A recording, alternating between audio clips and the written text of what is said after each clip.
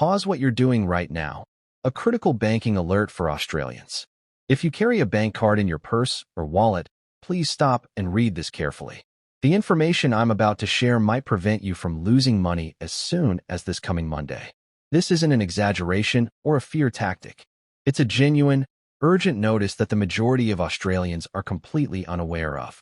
By the time you finish reading, you'll know exactly what's shifting, who will be impacted the most, and the 3 crucial steps you must take today.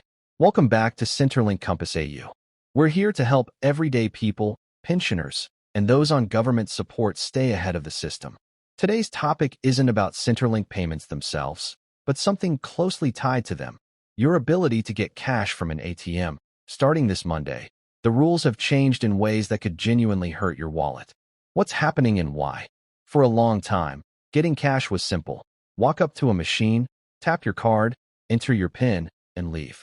But behind this simple process, banking regulations have been quietly shifting. By 2026, that shift has reached a turning point. Banks across Australia are now introducing major updates to how ATMs work. Why? Fraud, card skimming, and scams targeting regular people, especially retirees and pensioners, are on the rise. The Australian Banking Association decided the old system wasn't secure enough. So, they rebuilt the rules: stricter verification, adjusted withdrawal limits, extra security checks, new fees, and closer monitoring of multiple withdrawals. 3 changes that will affect you. 1. Higher fees at other banks' ATMs. Many cash users aren't ready for this. Using an ATM that doesn't belong to your own bank will now cost between $2.50 and $3.50 per transaction.